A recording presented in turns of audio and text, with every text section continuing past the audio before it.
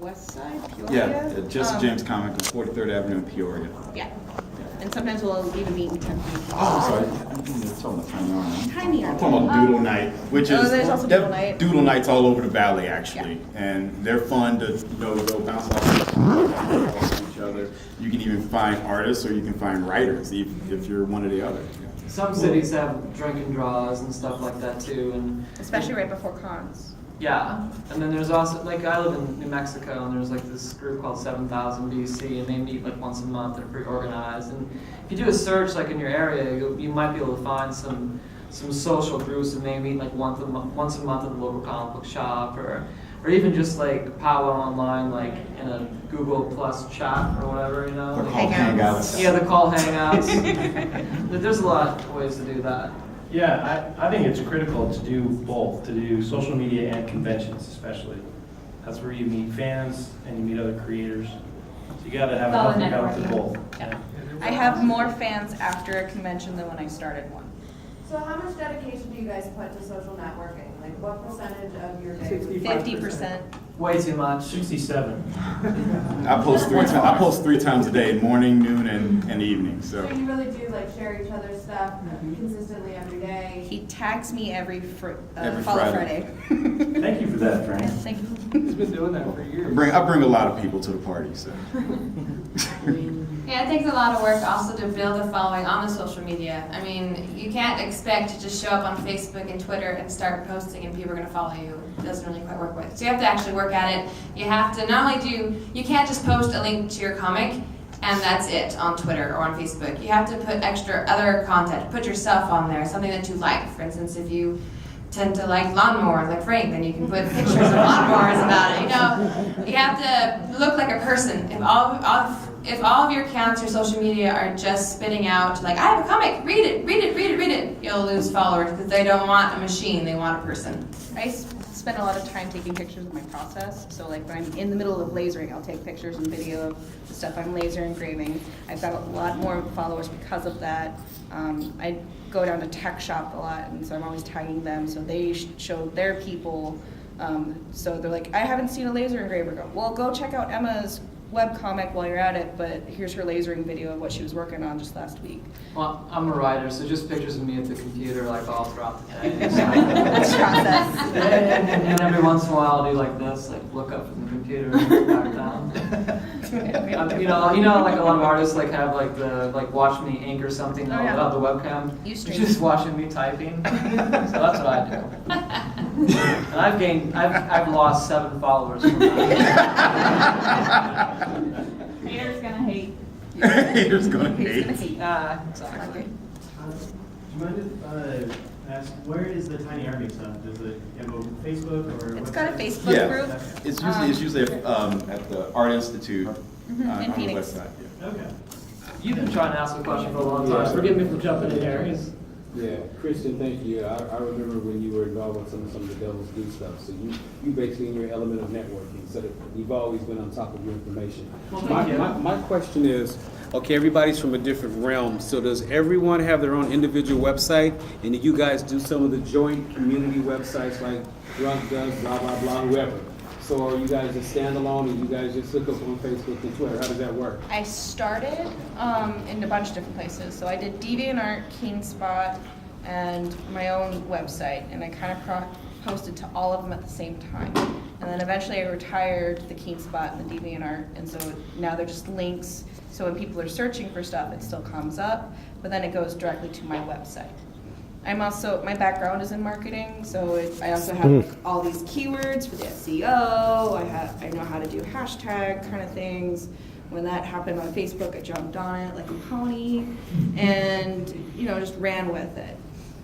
I did the same with mine. Started off with Drunk Duck, then I got my own website and was posting to both. And then just, like I said, retired the Drunk Duck and told everybody, I took all of my fans, I wasn't leaving anybody. And tell them all, just go to the website now. Now I have it where it goes to a free hosting site, but when you put in my webcom, it takes you right to the site. So it's called owning your own domain, and then on your domain, when you log in for it, you direct the DNS to Right. the certain page. Thank you. You're welcome. Yeah, you want to own your domain. It's a lot better. For instance, like Frank was mentioning, he was on Drunk Duck, but Drunk Duck went down for like months. So then you go down. And yeah, you're down. That's your comic. Down. Gone. Yep. And you have no control over it. You can write an angry email, but they can't do anything about it. So when you own it yourself, then you can actually do something, especially if you're paying someone. Then you can really, you know, because Drunk Duck was free. So they were like, we'll refund you your freeness. But if that's your business, if you're like living off of it, and it just went down for months at a time, you're starving. Yeah. Well, CMS. I Opinion use on that? CMS. My CMS is WordPress. I have Comic Press theme and plugin in my WordPress, and then a whole bunch of other plugins that go with it. Frump is amazing. Trump is another really amazing Webcomic person. plugin, that's what I Yeah. use. So yeah, if you guys are on Twitter, definitely follow. It's at Frump, isn't it? Yes. That's his thing. Yeah. Philip, he's Philip Hoffman? Not Hoffman. He totally fixed my website one day. Yeah. he's just such a generous, awesome person. But At 3 o'clock in the morning, he jumped up on my website and fixed it for me. Like, I just gave him the login and he did it. he's great. Can you spell that? Oh no. Frumph. So how good a programmer do you need to be? HTML or is it just? I know it all because I'm a total nerd. You don't actually, there's so many plugins now, you can like, WordPress, if you get your own domain and buy it, they usually have a button that says one-click install WordPress, you click that, then you search for plugins, you can get like Comic Press, which again, is just you just click it and it'll install itself. And all you have to do is just upload your images and it'll take care of itself. Yes, You a lot don't of- actually need to know much at all. A lot of stuff is plug and play. Yeah, I mean, it'll look like others, it won't be unique, but it'll be Unless you functioning. know the CSS. Yeah. Mine doesn't look like anyone else's, but that's because I know CSS. And a clean, functioning website is the most important thing above like having Yeah. something that looks real snazzy. As long as the navigation, people can understand like how to click, you know, first comic or next comic or home, or your website has to be easily, you know, navigatable. That's what That's Comic yeah. Press does for you, is that those buttons. I've seen some webcomics who they're really fancy, but I can't even figure out where the comic is. Yeah. Like it's really cool looking, but where's the comic? Now, for those who might not have that sort of technical information, what would you throw out to them would be the cost that they would have to invest in order to go online and maintain it properly? You can do it for free. Yeah, I did Yeah. mine totally free. Well, To own your own the domain can Yeah. cost like Yeah. $10 a Yeah. year, or Only if you have the crappy ones. There are other places There are that do GoDaddy coupon $7.99. codes, you can get them for 10. Yeah. Yeah. Do you suggest having GoDaddy do your domain? Sometimes. No. I GoDaddy don't does like mine. GoDaddy. GoDaddy does mine. They haven't messed me around. so- Namecheap.com is what I use. I've used Hostable, I've used One-on-One, I've got a friend who is a reseller for GoDaddy, hers is Sweet Dreams Domains. She does it for a little cheaper than the $12.99, whatever it is. And there's another one I use. My former business partner, who's really an idiot, he kept on using Register.com, like $35 a pop. He's like, I have all this amazing idea, and I'm like, oh, you do it. And he had a lot of money, so I used to laugh at him when he would do it because it was just him throwing away money. So don't do Register.com. Yeah, you should be able to have You your got own a site website? up and like less for $20. Yeah. Additional questions? What about you back there? How big do you want your fan base to be before you start selling merchandise? I had one person. All you need is one. It depends on your passion and how hard you want to hit the road to drum up. But if you wanted, I know from other webcomics, bigger ones, they usually tend to recommend at least 3,000 fans, or readers, sorry, 3,000 readers at least, to give you some traction, but even then that's not a guarantee. Because you can have a huge fan base and they don't buy. Or you can have a fan base of 10 and they buy everything. Well, like for me, for validation, it's been out for a year now, and we have a Facebook page, and a little bit of advice about Facebook: don't buy likes for your Facebook page. Don't even. I wouldn't even suggest blasting out invites to all your friends on Facebook because it's going to dilute your page. You want people on your Facebook page that are there for the comic. You don't want to just try to like get as many likes as possible to be popular. You want true fans is what. There's an article online called 1,000 True Fans. You guys have probably heard about it. That's a good one to look up. Just Google that. And I guess the formula is theoretically in their article is if 1,000 true fans, they might spend $50 to $100 on your stuff a year. And then at that point, you're making $50,000 to $100,000 a year off of your comic or whatever your project is.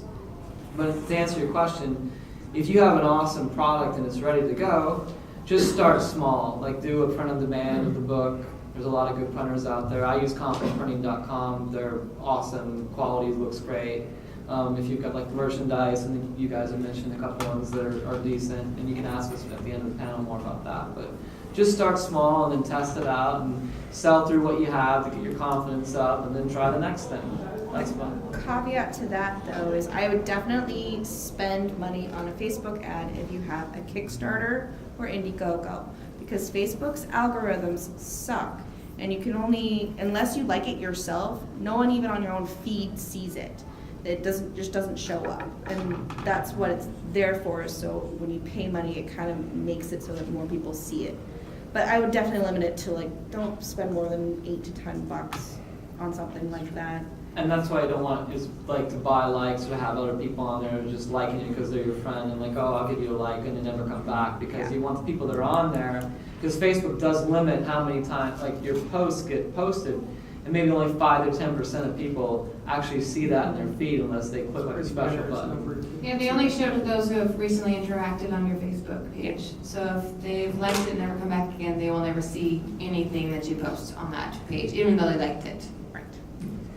And you kind of made a segue into Indiegogo and Kickstarter, and maybe you can discuss that and how that also goes along with not just building revenue or gaining investment for a certain project, but also for marketing and promotion. I think Kevin's actually better at answering that than I. He's Go ahead, done Kevin. 3 Kickstarters. I've only done the 1. What was the question? Why is it important, and does it really have anything to do with marketing and promotion as well as just gaining some? Well, I guess how I used Kickstarter was to do a pre-order for my book. I wasn't having people pay me to make comics for free or whatever. I wanted to print books, and I got customers right off the bat, and I'll be shipping to them directly. I also got new readers through Kickstarter itself. I did interviews with people, which got me more readers, but the interviews were about the Kickstarter. So when you do a Kickstarter, I mean, make sure you have some type of following to begin with, because you don't want to sit at $0 for 30 days. That's really a spirit breaker. But There's also tons of people who peruse Kickstarter and Indiegogo. It's its own community. They're looking for new breakout artists to help support, and that's. And doing a Kickstarter is kind of like a grand opening thing. Yeah. So it's a big moment. You can justify doing a lot of promotion for it, talking to a lot of people, saying, come to my Kickstarter, it's 30 days, you gotta help, you gotta help. Yeah. So a lot of people are a lot more lenient if you're posting tons of links on like Twitter, all over your social media, because they know you have a time limit. And they know that after 30 days, they'll shut up, hopefully. So they are more willing to let you do this heavy promotion and heavy pushing to make the money. I've done 2 Kickstarters for both of my books. It was the same. And like they said, the Kickstarter has its own community, and you want to reach that community. Especially you want to get the staff picked, because then you'll get displayed. And if Kickstarter likes you enough themselves, they'll put you in their weekly news emails that they send out to all of their subscribers, which is in the millions. And then you can get I know one webcomic creator who was not going to make it, wasn't going to make it, then he got sent through it somehow. One of the Kickstarter staff liked him, put him through, and he shot through the roof. It went so fast in a day. He got like 600 people helping out that day. It was really nice. I was curious, has anybody tried Patreon? You know, I was contacted by them. Really? They wanted me to join on. I have some issues with them, nothing against them, but I already have something on my site like that, and I wanted them to incorporate it, and they can't do it yet. But I recommend Patreon. I think it'd be good if you don't know code like I do. Right. And I know a lot of people who are doing it and doing it well and succeeding off of it. My personal take on it, and this is because I'm totally like, when I pick something out, I can't let go of this idea. I feel like I need to be earning their like, and I don't want to ask people for money. So I have like a personal thing against doing Patreon for me, but it's okay if other people do it. Well, at the same time, it's like for Patreon, it's great if you're consistent, if you're always updating and you never fail. I mean, if you have problems with buffers, which I do. Sorry, I was looking at that. Then you'll feel a lot of guilt if you don't Exactly. bring up, if you don't, what's the word I just If you don't fulfill obligations, yes. then it's gonna look bad at you. But if you're someone who's consistent, like I don't know if you know Howard Taylor, Schlock Mercenary, he's never missed an update in like 12, 14 years now. So people feel fine giving them the money because they know he's not gonna suddenly die and not update because he's been updated for 14 years. He's pretty reliable. I'd rather someone buy a keychain. Yeah. What's Patreon exactly? Patreon, Patreon.com. It's a new site that just kind of showed up last year. Basically Kickstarter, but instead of Kickstarter is for one big moment, like raise money to print a book. Patreon is to support a webcomic artist every month. Kind of like a subscription. Yeah, subscription. So every month someone will be like, I would chip in $5 to help you with your webcomic, and you get $5 every month from them. And sometimes like they give out rewards too. Yeah. Like that's another thing. You get behind the scenes or a cool little doodle they'll give you every month or whatnot. It depends on. I'm working on mine, and you're gonna get a personal phone call, like a wake up call at 7 a.m. Frank will follow you around. Or you can do a Hangout, Google Hangouts. That's what I do with mine. Additional questions? All the way in the back. I have a question. Are you, is there an end goal for all of you? Or are you just doing this as long as you want on your own terms? Or My goal is to get out of comics. Like a full That's time the end living. goal. No, I'm kidding. Movie deal?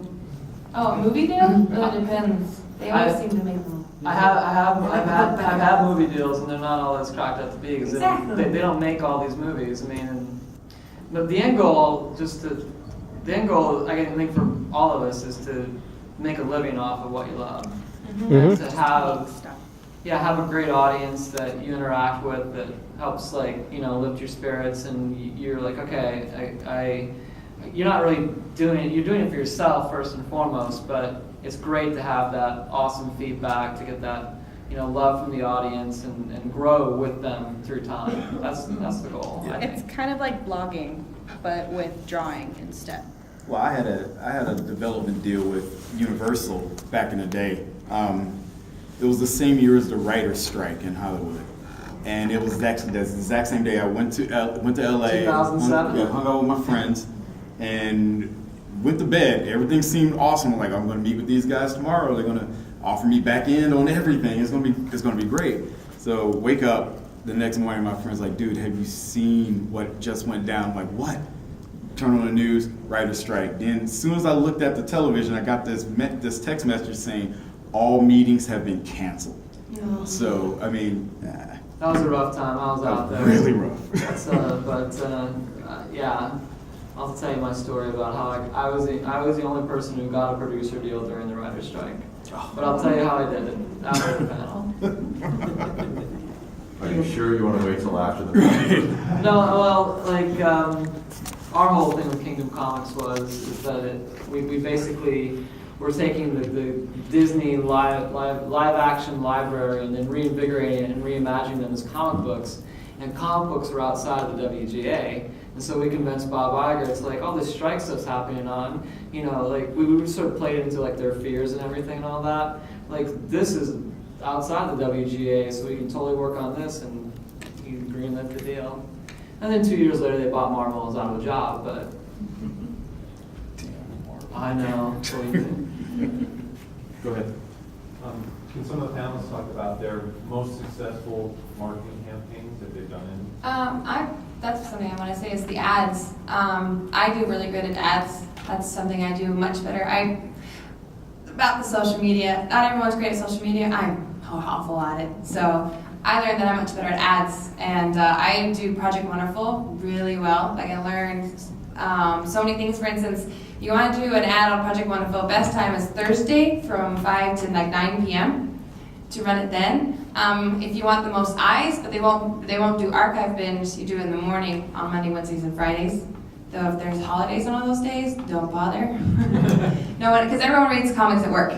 So if it's a holiday, you're wasting your money putting an ad on a holiday. And it's the same as Saturday, Sundays. You don't want to do it then.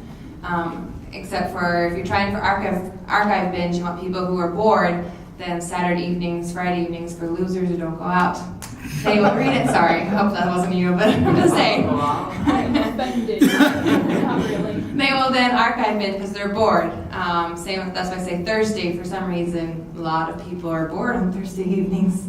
There's nothing going on apparently. They're winning when they read your comic. They're winning. They're winning. They're winning. We're all winners. You know, some of the promotions I've done that have been really successful have been, I do posters and t-shirts, I do giveaways. Yeah. And so Freebies instead of buying as an well. ad, I just, post it for a week and then randomly pick winners. That seems to do more sharing my comic than anything else. Yeah, that works too. I had about a month ago when that whole God, what's his name? You got Adele Dazeem. What's John Travolta? Heard that girl's name wrong. Called her Adele Dazeem. So I changed my name on Twitter to Adele Dazeem. Right. So all of a sudden, a lot of famous people start following me on Twitter. and I told my wife, and she's like, they probably think you're her. I was like, but my my face is still on my Twitter. Why would they think that I'm her? They don't run their own Twitters. They don't. It's other people that run it. So it actually is them. Actually, it's a lot of the celebrities that are following me right now. They thought I was her. And then they started reading it. It's like, oh, I didn't know she made a comic. And then they started reading the comic. And then all of a sudden, when they found out it was me, they still followed me. Actually, Bill Lawrence, the guy who created Scrubs and Cougar Town, I follow Friday him, and he's started just tweeting me. Right. And we're just talking. And he's like, he goes, that's a really funny strip, man. He goes, I'm like reading it. I'm like, dude, Bill Lawrence, you're awesome, man. Thanks. So I mean, it was validation for me. Oh, speaking of validation. Oh, that's right. Thanks for the plug. Tell Bill to follow me too. The triumvirate of. There we go. Yeah. Go ahead. You mentioned something about something called archive bench. Yeah, an archive binge. What is that exactly? Am I saying it wrong? No. He just laughs. That's basically they go to the first of your comic and they just read all through the night until like 4 in the morning. That said bench like it was a Oh, okay. website. I was like, am I just saying it wrong? I thought it was. Yeah, my. Not Is there a website called hearing isn't Archive really Bench? bad. That's a good URL to have. Right. Archive binge. I don't know, people start to read mine and they're like, I'm going to read every comic. I'm like, I got over 1,700. They're like, oh, never mind. Yeah, you'd be surprised. In the back there. I was just wondering, for those of you who do like long form comics, do you have it in mind for whatever comic is? And if you do, are you going to go on to another one? How does it like marketing from like one comic to the next work and stuff like that? I work on like 7 different comics at a different time, and I'm focusing on validation a lot right now. But I talked with Kelsey, the artist, on it, and we're like, we're going to keep going with it as long as it's fun. But you should have like an end thing in mind and be able to wrap it up, because at some point, wherever the natural end might be, if you can get to it, because like if you want to collect everything, I mean, that can be sold forever. You do want to get to that point. And some of the comics I do, like if you come by and see Post-Apocalyptic Nick, we did write that as like a 124 strip comic, and it's collected, and because we knew that Tom couldn't do it forever, he put so much into the artwork and all that. So I think it's a project by project basis, and how much your bandwidth is, like what you can handle. Yeah, and long form, I mean, sometimes stories just need to end. I don't know if some people follow manga, they're just like, you just need it by now. Or Lost season 4. Exactly. It's better for a series to end good than become awful. Yeah, Like just SpongeBob. yeah. It's like So- it's like a book. It I also really is think- like writing a book. And if you know, if you also have your name on there, like you're saying, this is by Nick Richards constantly, so that when it finishes, you're like, hey, she's doing something else. Like I've seen some people when they finish, they've already started their next project and have it up and going before their other one ends. So when it ends, they have a link going, this is what I'm doing now, come see it, and then your traffic will go right on over. I totally agree. I think the first thing you gotta do is get your name as a domain Yes. and cross-promote yourself, because And all your social media should be in your Yeah, name, not yeah. the comic. I made the mistake in the beginning of just hitting super siblings, and I think it's more important to brand your name in the beginning. Thank you. I haven't done that yet. Is there any other small business advice? It sounds like every webcomic is its own independent business. Yes. And everyone is different. Everyone's like, different, I so- always ask people, what's your plan? And it's never the same. Like, Yeah, it's as a always business owner, different. what do you recommend somebody to start now? Don't take on too much overhead in the beginning. Start Have a small. good relationship with mom and dad. Yeah. that's- Start the comic. Yes. Work on that. I would say story is king, unless you're doing funnies. Then joke is king. I mean, funny is king. But for long form, story is king. Make sure that story is good and it will catch people's attention and will be larger than a small niche. And go for that. Make sure that is solid. And make sure you don't spend your entire salary on your project. It is its own separate business. I run mine separate from my house stuff. Yeah. So I will put so much of what I make from the house, or when I had the salary job, I would take a percentage of that, put it into the business, and let the business run itself as a separate entity. I also suggest doing LLC, I have a trade name, I have a DBA, file it with the state and federal, get a patent lawyer if you really want to, I know a couple. So it's however you want to do it, but that's what I suggest. So treat it like a business. not Treat it just like Yeah. a business. Yeah, treat it like a business and it'll work. Yeah, I had a question really going back to say advertising. I've heard of Project Wonderful, haven't used it. Has anyone up there used Project Wonderful